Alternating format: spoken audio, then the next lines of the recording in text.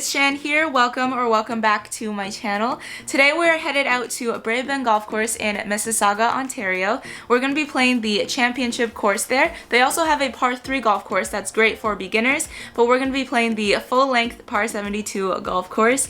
Rumor has it this golf course was built on a garbage dump, which is super interesting, but I also heard this golf course is currently very beautiful, very nicely maintained, so I'm excited to check that out. They also have a beautifully designed website that has drone shot run-throughs of every single hole, so definitely go check that out if you are interested. We are actually playing the twilight fee, so we're going to tee off at 340, which already qualifies for twilight, and it is currently end of August, so I believe we're going to get 18 holes through. We're going to see. I am super excited to check it out. It's going to be my first time, and let's head over to the first tee. Guess the mayor's not here today.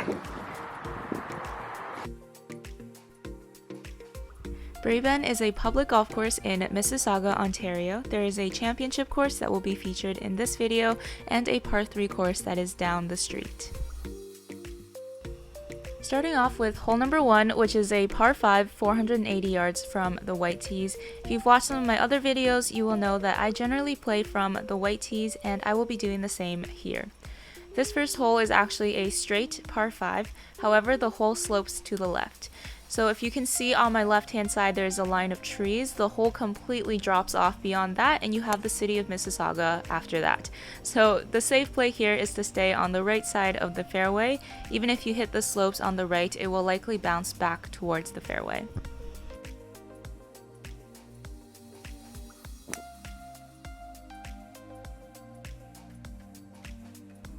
So I actually made good contact on this shot, but I didn't know that the hole dramatically slims down towards the green, and my ball did end up hitting the secondary grass here and bounced down the hill. So instead of running all the way down and back up again, I decided to hit my ball in the center of the fairway here where my partner's ball was, and also to show you guys a correct view of this hole.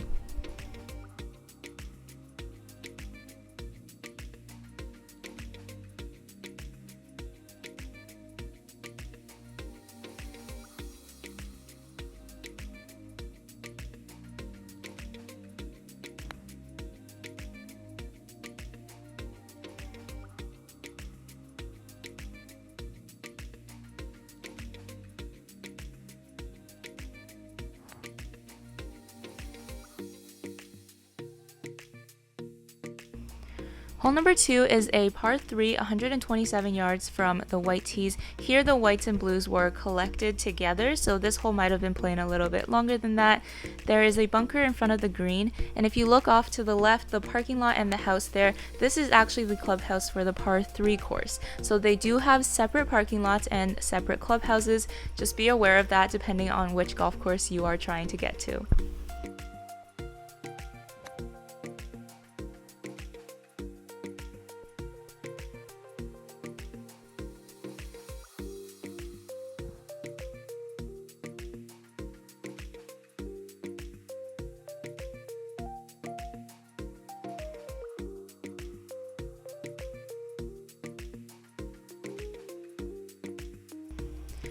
Hole number 3 is a par 4, about 300 yards from the white tees. This hole is a dogleg left with a few bunkers lining the right side of the fairway. Again, everything slopes to the left. You'll see the fairway in front of us looks very wide, but remember this is a short par 4, so the fairway does narrow down towards the green. I actually hit a very good shot here. There was a slight fade, but I did run out past the wide part of the fairway and ended up in the rough here. And now you can see the fairway does narrow down towards the hole. If you want to hit to the fattest part of the fairway, I would maybe take a shorter club off the tee. I just love hitting my driver regardless, and that's what I did.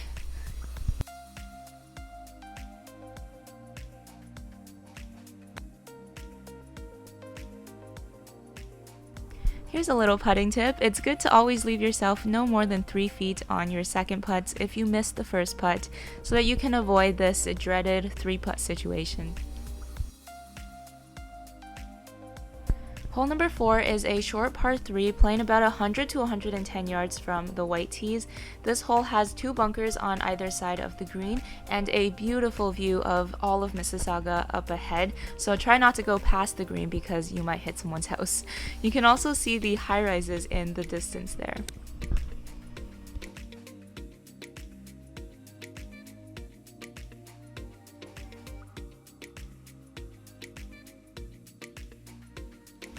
This is a championship course, par 72. However, the front nine has 3 par 3s and 3 par 5s, adding up to your regulation par 36. So this is the second of 3 par 3s.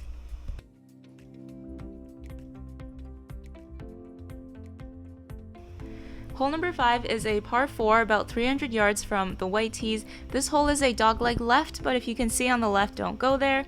There's a few bunkers right in front of us and then 2 more lining the fairway just a little bit further, which my shot actually did end up rolling into.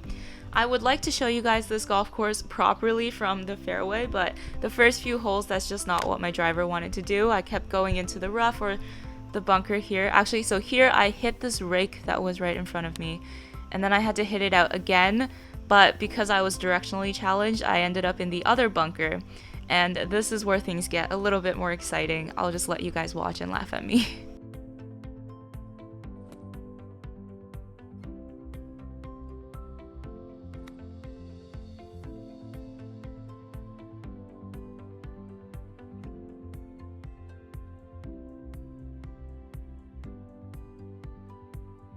In my defense, this hill was quite steep and slippery. Also, this bunker was quite dense from some water drainage, and I'm not really sure how to properly get the club under the ball in bunkers that are more dense or wet. I prefer the soft and fluffy ones, but please comment down below if you know what the proper technique is to hit out of a bunker such as this one. This golf course is pretty close to the Pearson International Airport, which is why you'll see airplanes flying overhead every 5 minutes or so. Hole number 6 is our second par 5 playing at 425 yards from the whites. This hole is a straight par 5, but it is pretty narrow up ahead, and we are approaching the top of Mississauga, or the top of this golf course. It does get quite windy up here, so just be aware of that. I actually hit a very good shot here. It just pulled about 5 to 10 yards, and it just so happens this is where the bunker cuts into the fairway. So just be aware of that if you hit similar distances to me. I decided to get out of the rough here with my 6-iron. Felt a little bit like hitting off a cliff, so I didn't want to go for it with my woods out of the rough, which turned out to be the smart play.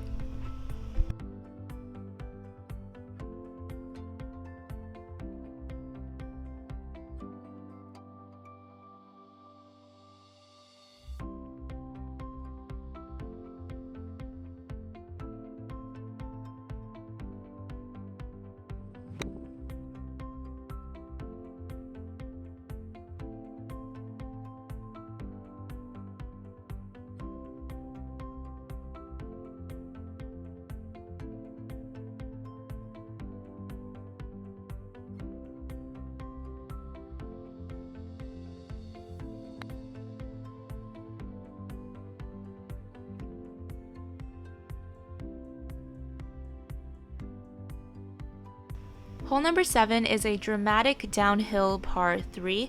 This hole technically plays 140 yards, but if you can see the little white flag there below us, that is where the green is. Taking into consideration the change in elevation, this hole actually was about 125 yards from where we were standing. There is also a pond below us in front of the green, so it's very difficult to judge the distance.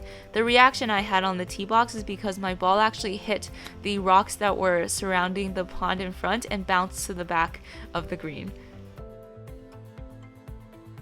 Hole number 8 is our third par 5. It says 416 on the sign there and 445 on the scorecard.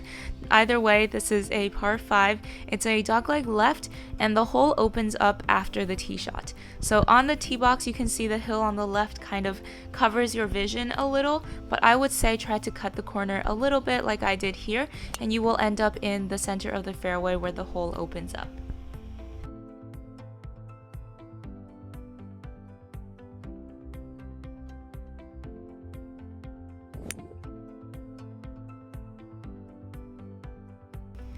I did actually hit a very decent shot here, but there are a few bunkers that kind of extend in the middle of the fairway, and I ended up in the biggest one.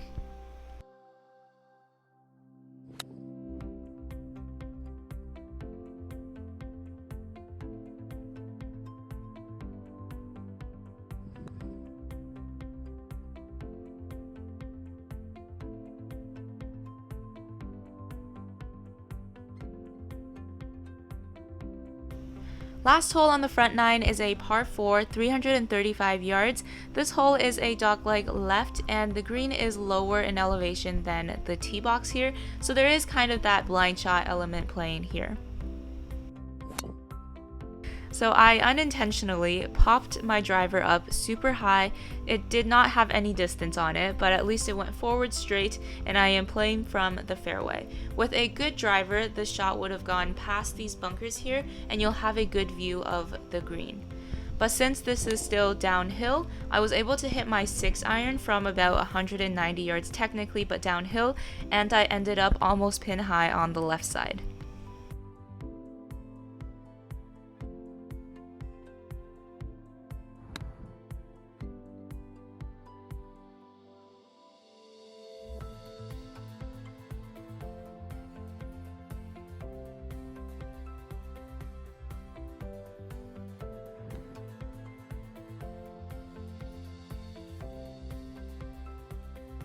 Starting off the back nine with hole number 10, which is a par 3, 130 yards, playing a little bit downhill, so I would club down. But again, use your rangefinder because these tee decks can be quite long, and so the actual yardage could be 10 or 20 yards off from the scorecard yardage.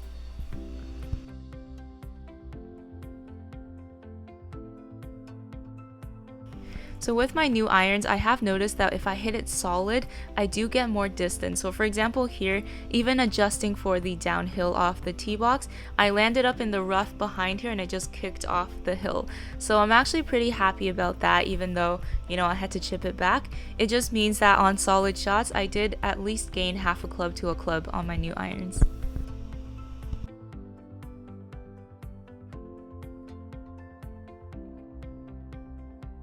Hole number 11 is a longer par 4, playing about 385 yards from the white tees here. It is a slight dogleg right. I say that very slightly because this hole is almost exactly straight ahead. It's just right at the greens where it turns a little bit right. And also the right side of this hole looks a little daunting, so I would say stay on the left side of the fairway and you should be good to go. So I was actually quite impressed that I was able to reach a 385 yard par 4 in 2 using a driver and then an iron for the next shot. This is not something that I used to be able to do, so that's a good sign, right?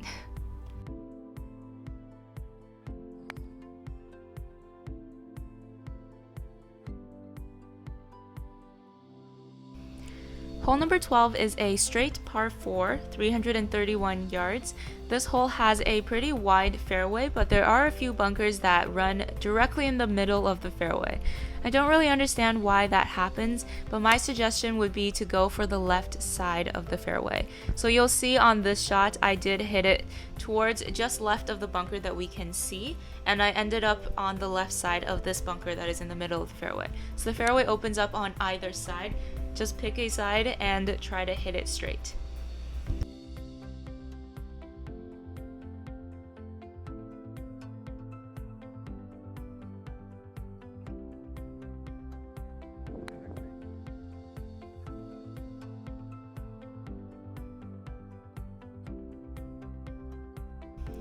Hole number 13 is a par 3, about 140 yards. My camera died on the tee box there, so I did not film the tee shot, but for us it was playing about 155 yards, so just be aware of that.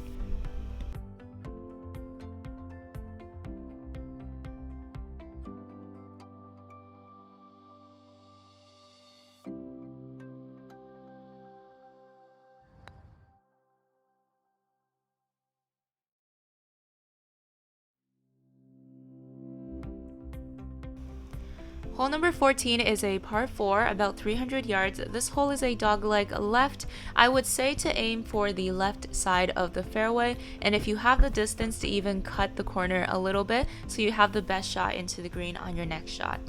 The sun was starting to set, so it was kind of hitting us directly in our face.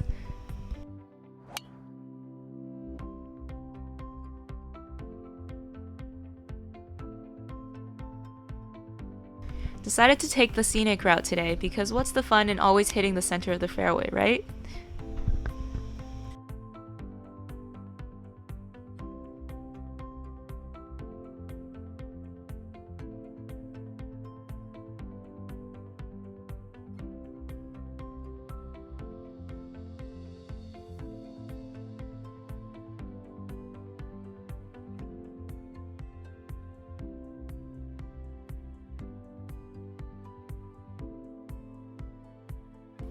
Hole number 15 is a longer par 4, 373 yards. You can see that it turns to the right, so if you cut the corner a little bit, it does reduce the total distance of this par 4 and makes it more reachable in 2.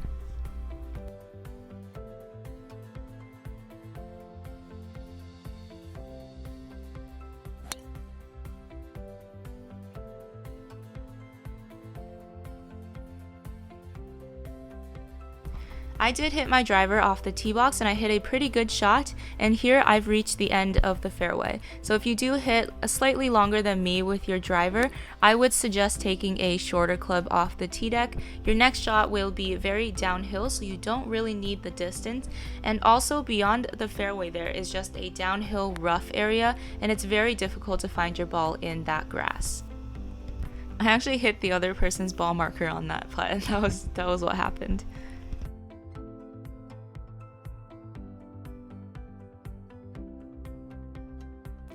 Hole number 16 is a par 5, 460 yards. This hole is a dogleg right on the second half of the hole. So your first shot, you're safe to go straight forward to the right side of the bunker there, middle of the fairway. And then on your next shot, you will see the hole turn slightly to the right.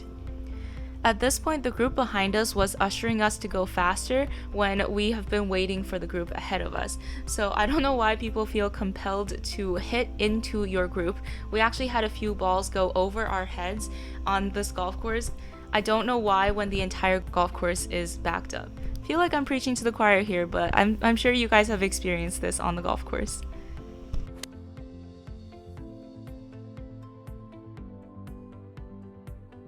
In general, I found that it's a better play to hit an iron for your second shot on par 5s instead of taking in wood and trying to go for it. The greens tend to be a little bit hidden away, or it's harder to reach with a longer club.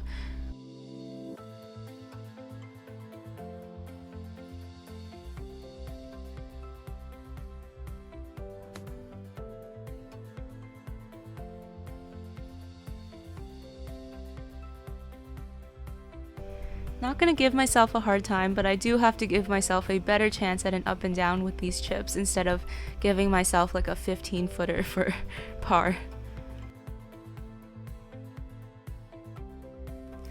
Hole number 17, it's golden hour, baby.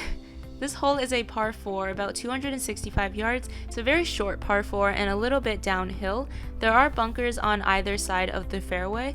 I would definitely say you do not need to hit driver here. You don't need the distance unless you can reach the green, which I couldn't. I just enjoy hitting my driver.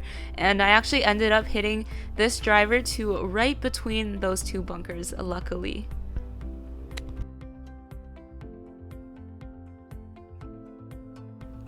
This was actually a pretty cool shot. The sun is behind us here, and you can see the high rises of downtown Mississauga and the twisty buildings up ahead of us.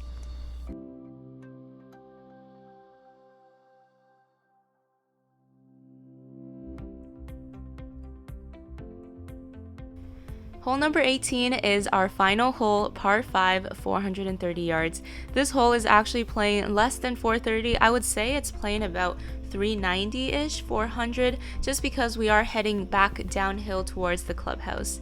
This hole is very straightforward, but can we just admire the sunset up ahead of us, the pink and yellow sky? It's just so beautiful. For reference, we teed off at about 3:20 p.m. and this golf course was a little backed up, so it did take us a little longer to finish 18, but I would say probably 2 more groups behind us could have finished 18 on the twilight fees. So as you can see, the 150 marker is ahead of me here and I am hitting my second shot. I did take an iron, I believe it was my 5-iron, so with the downhill, this hole is definitely playing more of a par 4 than a par 5.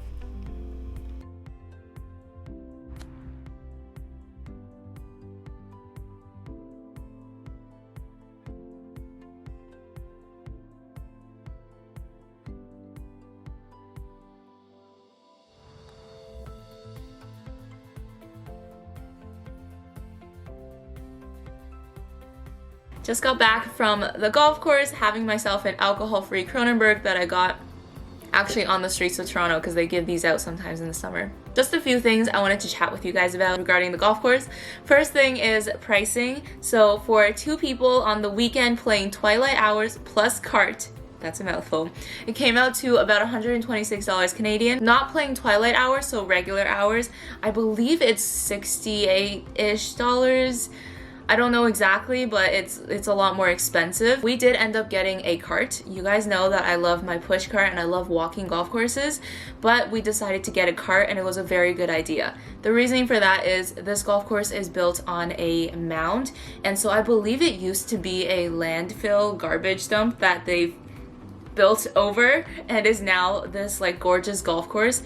I personally thought this golf course was really pretty. I love that it's higher up and you can see over all the houses and even the high-rises in Mississauga. You can basically see the entire city of Mississauga.